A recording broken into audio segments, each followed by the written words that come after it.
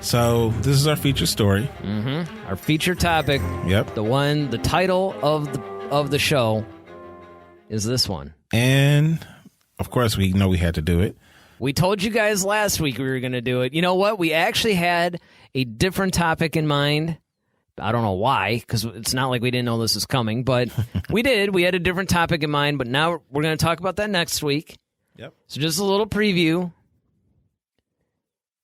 We're going to talk about, Luke Skywalker a little bit, and whether or not he's actually, dead. Is he alive? Is he a Force ghost? Is he, what form are we going to see him? But that's next week. This week, we're talking about this guy. Yes. Mandalorian. Or Din Djarin.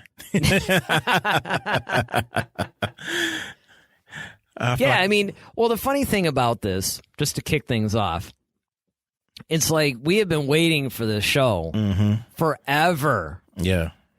I mean, ever since they announced it. Yeah. It was just kind of like, oh, this is going to be cool. And it's really important to remember that this is setting the tone for Star Wars on TV. It's not just like, oh, cool, this is a new, now it's a live-action Star Wars TV show. I mean, however this actually does is going to determine, in a lot of ways, the future of Star Wars on television, certainly, but maybe even, the future of Star Wars as a franchise. Now, so far, I've been reading a lot of the comments, and people are actually positive about this. A lot of people really like The Mandalorian and like what it does. Yep. All right, man. So look. Let's get into it, man. Let's get to it. All right. So I have some questions for you, and I kind of have these kind of processed in my head. So then I won't interrupt you. So, out the gate, I'll kind of try to start from the top. All right. So I'm ready. The Mandalorian doesn't have a theme song or anything like that. It just kind of just jumps out and is like The Mandalorian. And then, it just kind of goes into the story. No opening crawl. How do you feel about it? I'm fine with it. I don't think it's as jarring as Rogue One. Like, Rogue One was very jarring. Was weird. That was weird. Solo even, I honestly think that the movies are the ones that need the opening crawl. Now, do I think that The Mandalorian could have benefited from one? Yes. Do I think that maybe they should continue that because that kind of tells you, hey, this is Star Wars? Absolutely. But it's not a deal breaker for me. And actually, the way that it starts out, I think is perfect because you got to remember the tone of the show. It's like this whole, kind of old Western, Clint Eastwood kind of thing. Lone gunman type of, well, actually, that kind of sounds like a... I know, it sounds like an active shooter. Like active shooter. But I mean, he's kind of like that gunslinger, Old West kind of thing. And I honestly think that, and it's funny because when they first show the thing, you almost get that that whole whistling. I'm not going to try to whistle in this microphone, but it kind of gives you that nod to Clint Eastwood with the music. Yeah. And so I think that because, and then of course in episode 2, we actually for the first time get like the whole, okay, this is, chapter 2, and they give you the title, the child or whatever. It's like, now we didn't get that in 1. Right. So now it makes me wonder what they're going to do in 3. Are they going to expand on that? And is it going to, you know what I mean? Or is it going to be something like, where, okay, this is what we're going to get now. It's just going to be title, go into show. Right. So now we got him past that. It opens up the Mandalorian. He's out there. It's a vast planet. It looks like he's like in the middle of nowhere. And once again, another ice planet. At least that's what it looks like. They were saying like there was some. I was reading something where some fan thought it was like something that we see like in one of the new canon books or something. I can't remember what the planet was now. Yeah. But I digress. So you got him walking. He walks in, a Mandalorian walks into a bar. Sounds like a bad joke, but. Yeah, Mandalorian, a Jedi, and a. So he walks into this bar and, of course, he's there to pick up a bounty. Of course, the person that he's coming to pick up has already been accosted by some other, seems like nefarious gentleman. And so the Mandalorian takes a seat at the bar, and then, you know, on it goes. So now what we can kind of tell about the Mandalorian already is that he's very cool, calm, and collected. Those guys try to come over and try to harass him, you know, calling him Mando and everything like that. And it just really seemed like they're really trying to like almost like bully him almost into something. Yeah. And they make references to his attire and his suit in particular because of that, was it Bartari steel? And they were kind of asking him, is it real? Is that type of thing? So now, Mama make this for you? So it seems like the Mandalorian, like this is, you know, what we've known about the Mandalorians, like they're very particular about their culture.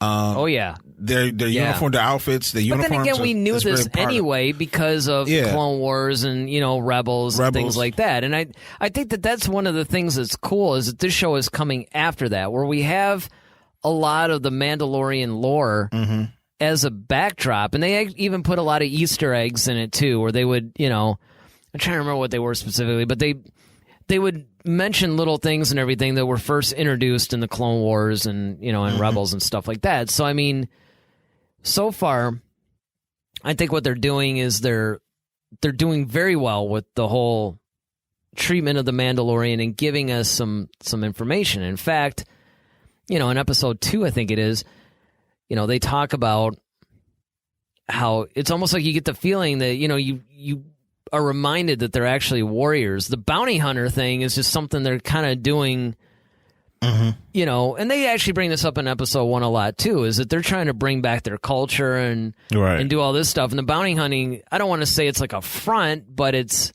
kind of like what they kind of do to kind of survive, basically. Yeah, it's not really like they're not like a cultural thing. Whereas, and quite honestly, what I think is funny is, and I think that's what this show is trying to do, is the only Mandalorians we ever really cared about were the Fets, and they're not even really Mandalorians. Right. You know, they just have the armor, but that's what everybody, you know, measures the whole thing, Jango and Boba, and it's like, well, okay, they're trying to get, I think, the rest of, like, even the casual fans and stuff like that a little bit more engaged into what the Mandalorians really are, because as we know, not everybody watches, you know, Rebels or, you know, the Clone Wars or whatever, so they don't know, you know, what we know about it. Exactly.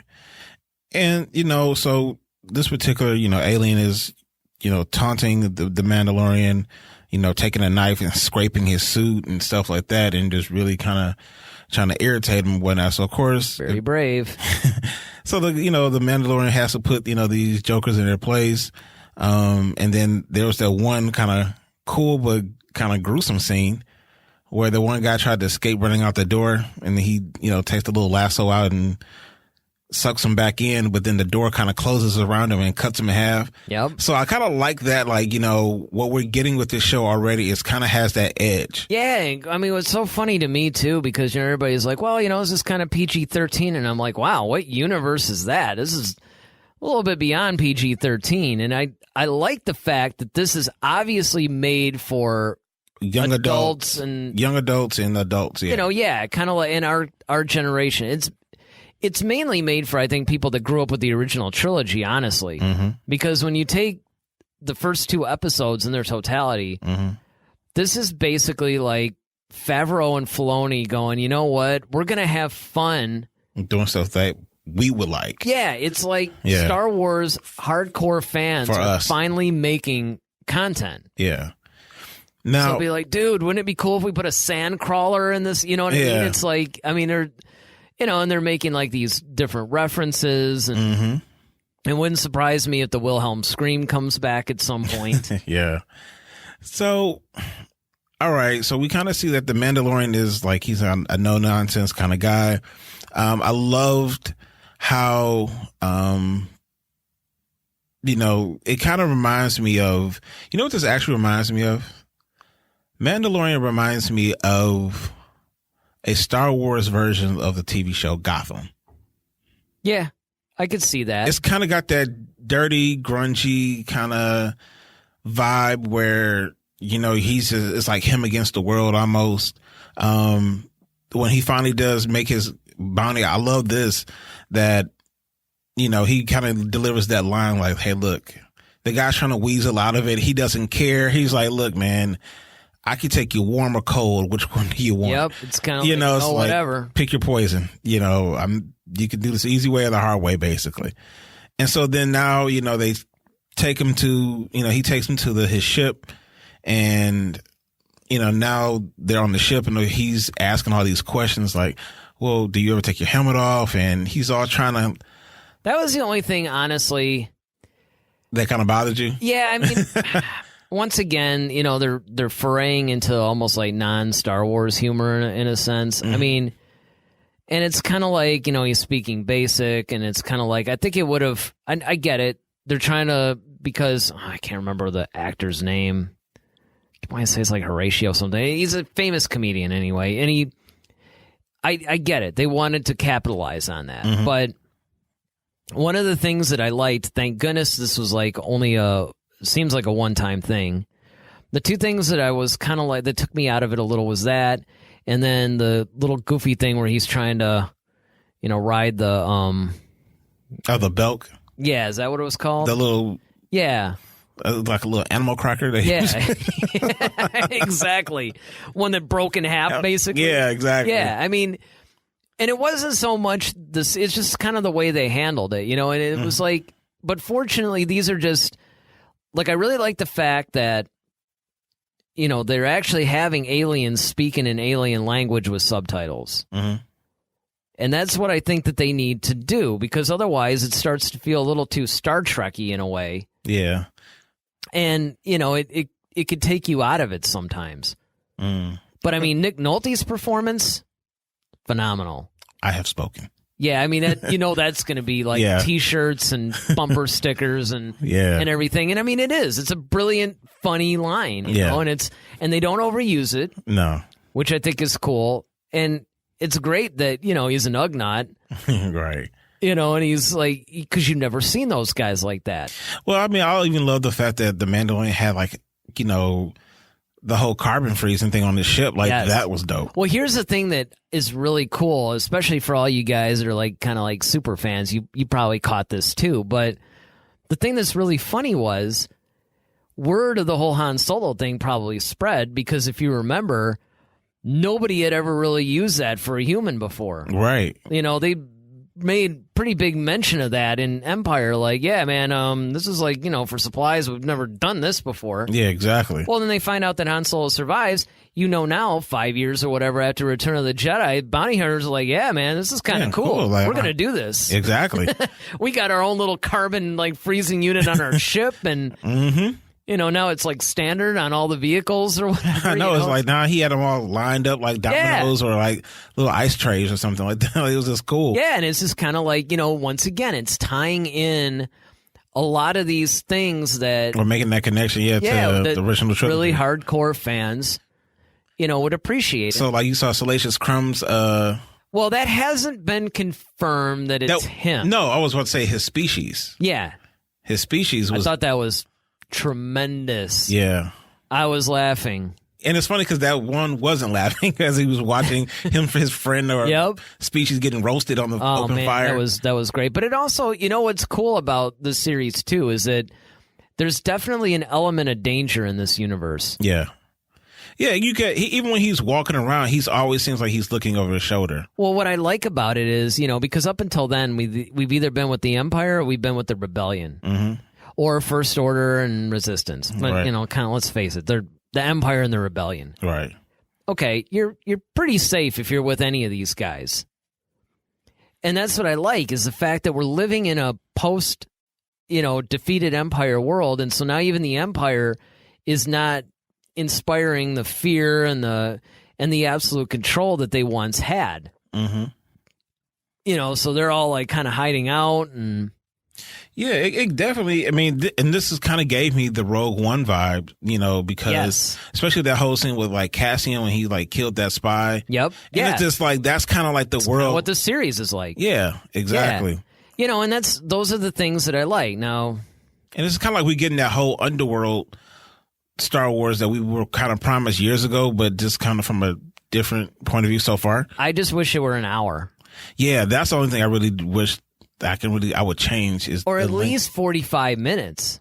Yeah. Now, first episode was like 37. The second was only like 32 or something. Mm-hmm. And so I'm wondering if, if they're actually going to make it an hour like each. I'm wondering that too, because honestly, if I had, like I said, I have very few complaints or criticisms of the show. But one of them is, just as I get invested, it's over. It's over. Yeah, especially that second one, man. I was just yeah, man. And that's why I kind of felt like it was wasted time. But I was like, well, it is a continuation. So I was like, well, maybe, but still, But the thing is it's like, it's almost like not enough is happening in each episode. That's about the only thing. It's like the first two episodes could have been one episode to me. Yeah, exactly. That's what I thought it was going to be. I thought it was going to be like one, and hopefully that's how they eventually do it. And if they're going to keep it at like 30 minutes or whatever, give me a little bit more meat. Yeah. Yeah. Exactly. I don't want to see him walking around. I don't want the whole 24 thing where I'm watching Kim Bauer like run from a bear in the woods for like 45 minutes. I mean, I want something, But of course, we have to talk about Baby Yoda. Well, everybody's talking, even though he's not really Yoda, we know that. But I mean, right.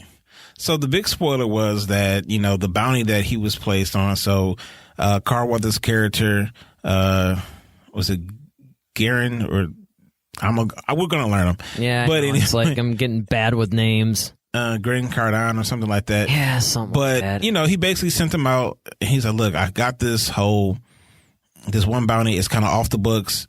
He has to go meet the guy face to face. It ends up being this former Imperial officer who brilliantly played by Werner Herzog. Yeah, and then Werner Herzog. He has this Mandalorian steel, the Bactari steel, this big thick brick, and he's like, "Well, I got a whole lot more for you. If you kind of complete this stuff." Well, one of the things that I thought was really cool is like when you try to pay him in Imperial credits, and he's like. Yeah, I don't want to do that. And that again, it's those subtle things. It's showing you that the Empire's no longer in power anymore. Yeah, and these are the things that again they're subtle, but I think that they're really important in setting the whole tone of the show and just giving you an overall sense of this is a universe in transition.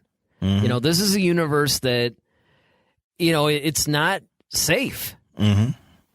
Yeah. Anything can happen to you. Yeah, definitely. I really did like the, of course, the IG droid. We got to talk about IG-11. Yes. Yeah, so that was cool. Hilarious. Yeah, man. That whole self-destruct thing. Oh, yeah, man. He just kept trying to blow himself up. Yeah, he's just like, okay, well, it's over. It's going to self-destruct. Like, wait, stop. No, it was funny because, I've seen IG-88, and I've seen like the IG droids, and they've always been talked about like some of the most deadliest, and you don't know. You know why? It's because it's all from Tales of Mos Eisley. There's one of the short, because it's basically like a collection of short stories, and of course one of the short stories famously is how Boba Fett got out of the Sarlacc pit, but one of the other ones was all IG-88. And that's where everybody's getting like all the lore about IG-88. I mean, he did pop up in other Legends novels, don't get me wrong, but that's the one that really goes into the creation of the IG series droids. And, he ended up killing like I think a bunch of other IG series droids, and they're, so IG-88 was actually one of the deadliest assassins, in the universe. But even the way the IG droids are constructed, I see why they're so deadly, because it's like they're in like constant rotation. And I was just like, wow, like this thing is pretty powerful. Yeah, because when you stop and think about it, especially with all the canon stuff, well, at the time, not anymore, obviously, but with like Zuckuss and Bosk and like Dengar and all those guys, they had like 2 minutes of screen time in Empire Strikes Back, and that was it. But then you get like all these novels based on them, and that's where we really get all our information about them. So it's interesting to see how Disney is gonna, are they gonna pull a Thrawn and actually, kind of change them? Because what I find really interesting is that the Thrawn of Rebels is a little similar to the Thrawn of the original Timothy Zahn novels. The Thrawn that we're getting in the new Timothy Zahn novels, he's not really a villain. He's actually kind of an honorable, cool guy. I mean, it's like, it's really weird how they're writing him a little bit. And then, IG-11 is kind of like IG-88 as he was written before, but he's kind of, I don't know, more aloof and a little bit sillier. Yeah. Yeah. He kind of has a K2SO thing going. I was just about to say that he kind of gives me that. He kind of has that K2SO vibe to him, which I'm cool with it. Yeah, but me I mean, too. the thing is it just shows you though how they're slowly rewriting a little bit. Some of the, at least what we took as canon before. Yeah. But I was really shocked. By the way, and if you haven't guessed already, this is a spoiler discussion. So if you haven't seen it and you don't want to be spoiled anymore, don't, turn it off. I'll wait. All right. I couldn't believe he killed him. Yeah. Like when he actually shot him, like I get what he was trying to do. He was trying to stop him, but it's like, here I am looking forward to the series going, sweet. At first we all thought IG-88 was coming in. Then it's like, no, it's not him. It's IG-11. I'm like, yeah, just like, this guy isn't actually Boba Fett, right? Right, exactly. But I mean, it's kind of like when he killed him, I'm like, he killed him in the first episode. Well, yeah, man, but I don't think we're going to see the end of No, IG, I mean, I know. droids. I know they can rebuild them, and there could be like IG-15 or something. Yeah, I mean, we got 88, so why wouldn't we have 11? Well, true. And IG does not stand for Instagram, by the way. So so don't try to follow him. Right, yeah, exactly. But follow us, though. Yes, at head-to-head SW. But no, what I did like about the first episode, one is that, you got to see like the calamari credits and how they kind of were like fishy and stuff like just little stuff like that was kind of cool to me. And then, of course they said this bounty was like for someone 50 years old. And of course you're thinking like, okay, this is a human. And then when the big spoiler happens, when actually they stumble upon what this bounty is, who this bounty is for, and it's for this baby Yoda. And he's 50 years old, but he's still like a baby. But of course, that species, of course, we know can live up to at least 900 years old. So now we're kind of like, whoa, okay. Well, what now? Like, okay, who is this and why is this the bounty? But we knew that doctor who was in the office with the Imperial officer was like really hot to get. Yeah, and this little baby Yoda. That's one of the things that whenever I talk to people, everybody focuses on the whole Werner Herzog character, wanting him dead or alive or whatever. And I'm like, yeah, but didn't you catch this Imperial doctor? Like, the remnants of the Empire knows about this creature and want him for some reason. What's the reason? I think that's like the bigger question. He's the one I focus more on, not Herzog's character. And we found out that reason in the second episode. Yeah, because in the second chapter, I should say, where he actually used the Force, which I think was hilarious too when he kept trying to like heal him, but Mandalorian kept putting him back in his crib or something, like because he had no idea. And what's interesting about that, especially after Baby Yoda floats the beast in the air and stuff like that.